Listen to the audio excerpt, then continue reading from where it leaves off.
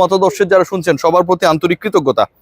ইনবক্সে অনেক টেক্সট এসেছে, আমার ফেসবুক এবং ইউটিউবে কমেন্ট সেকশনে অনেকেই কমেন্ট করেছেন এবং সবাই আইপিএল ইস্যুতে যেই ঘটনাটা আজকে সকাল সকাল হয়েছে, ইন্ডিয়ান মিডিয়া যে ব্যাপারটা স্প্রেড করেছে, ইন্ডিয়ান মিডিয়াকে দোষ দেওয়ার কিছু নেই, যে ঘটনা ঘটেছে তারা সেই নিউজটাই করেছে এবং সেই নিউজের সারমর্ম হচ্ছে মুস্তাফিজুর রহমানকে আইপিএলে খেলতে দেয়া হবে না।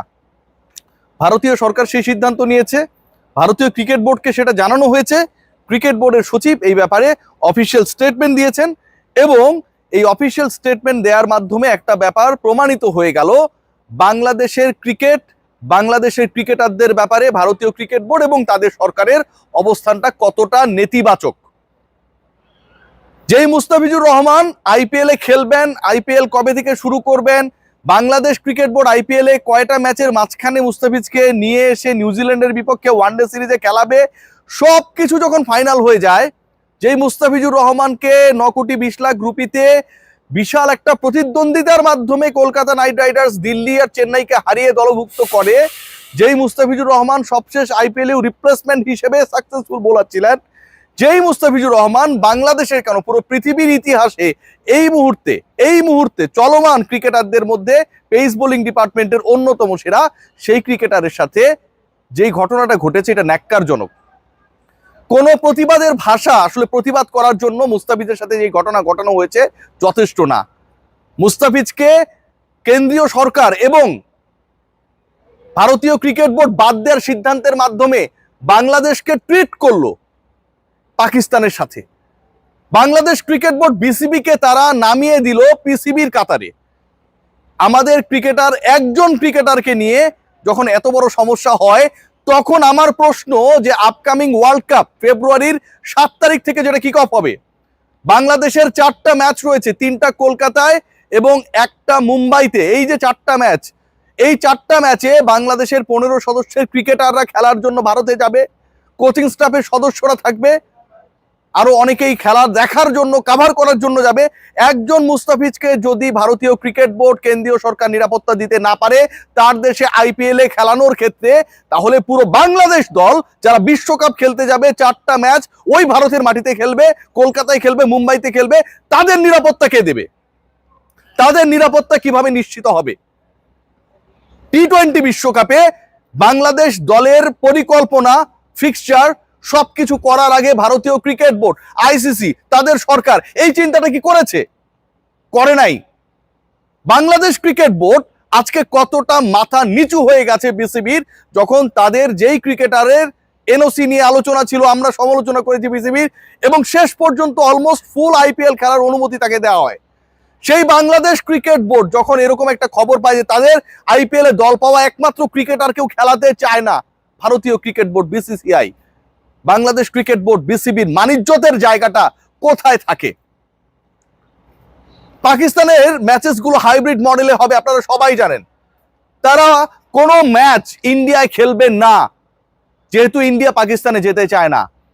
মুস্তাফিজকে যেহেতু ভারতের মাটিতে খেলানোর ক্ষেত্রে তাদের সরকার এবং বিসিসিআই এর এত আপত্তি, বাংলাদেশ আপকামিং ওয়ার্ল্ড কাপে, টি-20 ওয়ার্ল্ড কাপে কোনো ম্যাচ ভারতে খেলবে না।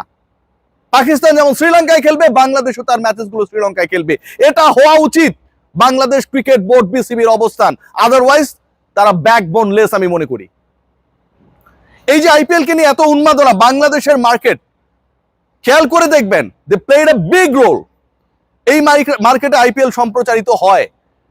আমার মুস্তাফিজকে অপমান করা মানে পুরো দেশকে অপমান করা, বিসিবিকে অপমান করা, সম্প্রচারক এই দেশে যারা তাদের অপমান করা, সাংবাদিকদের, সমর্থকদের অপমান করা। আপকামিং আইপিএলে বাংলাদেশ ক্রিকেট বোর্ড এবং সরকারের সিদ্ধান্ত নেওয়া উচিত, যেহেতু বাংলাদেশের ক্রিকেটারকে তারা গ্রহণ করতে রাজি না, সেই টুর্নামেন্ট প্রচার যেন না করা হয় এই বাংলাদেশে। এই ডিসিশনটা নেওয়া উচিত।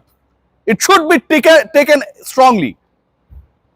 খেয়াল করে দেখবেন আজকে আমিনুল ভাই, মানে আমিনুল হক, তিনি একটা কথা বলেছেন এবং এই কথাটা আমার কাছে খুবই ভ্যালিড কথা মনে হয়েছে। পলিটিক্যাল লিডাররা কিছু বললে আমরা এদেরকে যাচ্ছে তাই বলার চেষ্টা করি, ছোট করি। আমিনুল ভাই যে কথাটা বলেছে ঠিক আমার কথারই সারমর্ম। মুস্তাফিজের ইস্যুর পরে সামনের বিশ্বকাপে ভারতে গিয়ে খেললে আমাদের ক্রিকেটাররাও ঝুঁকিতে থাকবে, শতভাগ সত্য কথা। বিএনপির স্পোর্টস সেক্রেটারি আমিনুল ভাই যে কথাটা বলেছে যে মুস্তাফিজ যদি ঝুঁকিতে থাকে, তাকে যদি ঝুঁকির কারণে না খেলানো হয়, তাহলে বাকি ক্রিকেটাররাও তো ওই একই দেশে বিশ্বকাপ খেলতে গিয়ে ঝুঁকিতে থাকবে। আশা করব বিসিবি সেটা নিয়ে কথা বলবে। বিসিবি কি কথা বলবে, নাকি আমিনুল ইসলাম বুলবুল বলবে যে এটা আমি জানি না, এটা ক্রিকেট অপারেশনস এর ব্যাপার, এই ব্যাপারটা ফাহিম ভাই দেখছেন। প্লিজ বুলবুল ভাই speak out, please requesting you. Is the issue regarding our dignity, our nation's dignity, BCB's dignity? মুস্তাফিজের সাথে যে ঘটনা ঘটেছে এবং সেই ঘটনা যেভাবে ঘটনা হয়েছে, একবার ভেবে দেখুন যে আইপিএল শুরু হবে অলমোস্ট এপ্রিল মাসে, and this is the beginning of January. 3 মাস আগেই ভারতীয় সরকারকে ফিজকে বাদ দেওয়ার সিদ্ধান্ত বিসিসিআই এর মাধ্যমে কলকাতা নাইট রাইডার্সকে জানাতে হলো 3 মাস আগে। এই 3 মাসে তো অনেক কিছু ঘটতে পারতো। কত দেশের খারাপ সম্পর্ক ভালো হয়ে যায়, স্বর্ণের দাম উপরে ওঠে নিচে নামে, ট্রাম্পের সাথে পুতিন বৈঠক করে, কত কিছু ঘটে। 3 মাস কত বড় সময়। 3 মাস আগে কিভাবে মুস্তাফিজ খেলতে পারবে না সেই ডিসিশনটা বিসিসিআই নিয়ে নেয় 3 মাস আগে। আমাদের ব্যাপারে কতটা অ্যালার্জি। সবচেয়ে খারাপ লাগছে যে ক্রিকেটারের ব্যাপারে এই সিদ্ধান্তটা এলো। ভাই এর মতো নিরীহ ক্রিকেটার বাংলাদেশ ন্যাশনাল টিমে কেউ নাই। নিজের মতো থাকে, নিজের মতো চলে ফিরে। আমরা অনেক আলোচনা সমালোচনা করি, মুস্তাফিজ কেন টেস্ট খেলে না, ও ফ্র্যাঞ্চাইজি লিগেই খেলতে পছন্দ করে। নন পলিটিক্যাল নিখাদ একটা মানুষ, ফেসবুকে কাউকে নিয়ে একটা স্ট্যাটাসও দিতে চায় না। সেই ক্রিকেটারের সাথে যখন এরকম একটা পলিটিক্যাল ইস্যুর কারণে এরকম বৈষম্য হয়, ডিপ্রাইভেশনের শিকার হন, এটা কোনো অর্থে, কোনোভাবে, কোনো যুক্তিতে অ্যাকসেপ্টেবল না। আজকে এই চটটা পড়েছে বাংলাদেশের উপরে, বাংলাদেশের সরকারের উপরে, বাংলাদেশ ক্রিকেট বোর্ডের উপরে, মুস্তাফিজের উপরে না। ভারতীয় ক্রিকেট বোর্ড বুঝিয়ে দিয়েছে যে মুস্তাফিজকে তারা গুনায় ধরে না। এর মানে বাংলাদেশের একমাত্র প্রতিনিধিকে তারা গুনায় ধরে না, মানে বাংলাদেশকে তারা গুনায় ধরে না। তাহলে ওই দেশে গিয়ে বাংলাদেশ কেন ক্রিকেট খেলবে?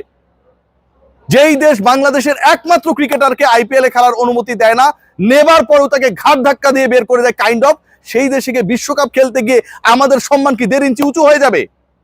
পাকিস্তান যেমন শ্রীলঙ্কায় খেলবে সব ম্যাচ, বাংলাদেশ ক্রিকেট বোর্ডের নাও স্ট্রিক্টলি অবস্থান নেওয়া উচিত। একজন ক্রিকেটারের নিরাপত্তা যে বোর্ড দিতে পারে না, সেই বোর্ড 15 ক্রিকেটারের নিরাপত্তা দিতে পারবে। এই যুক্তি কোনোভাবে কাম্য না, কোনোভাবে গ্রহণযোগ্য না। সো বাংলাদেশের সকল বিশ্বকাপ ম্যাচ শ্রীলঙ্কায় অনুষ্ঠিত হবে। হাইব্রিড মডেলে প্রয়োজনে বাংলাদেশে অনুষ্ঠিত হবে, কিন্তু ভারতে গিয়ে বাংলাদেশ খেলবে না। পাকিস্তানের ক্ষেত্রে যদি এটা অ্যাপ্লিকেবল হয়, তার মানে এক্সাম্পল সেট করা রয়েছে, বাংলাদেশের ক্ষেত্রেও এই এক্সাম্পলকে অ্যাপ্লাই করতে হবে। Cause this is not the problem of Bangladesh cricket board BCB, this is the problem of BCCI, Indian government, যে তারা সিকিউরিটি দিতে পারছে না। এবং তারা যে সিকিউরিটি দিতে পারছে না, মুস্তাফিজকে বাদ দেওয়ার নির্দেশ দিয়ে এই ব্যাপারটা তারাই প্রমাণ করে দিয়েছে। সো ইটস দেয়ার রেসপন্সিবিলিটি নাও। আর আমাদের রেসপন্সিবিলিটি ফিউচারে ফার্দার কোনো ক্রিকেটার আইপিএল এ নিলামে যেন না যায়, এটা ইনশিওর করা। কিচ্ছু হবে না। 1.5 মাস 2 মাসের টুর্নামেন্টে, 3 মাসের টুর্নামেন্টে বাংলাদেশের কোনো ক্রিকেটার না গেলে কিচ্ছু হবে না। এবং একই সাথে আইপিএল এর কোনো ম্যাচ বাংলাদেশের কোনো চ্যানেলে কোনো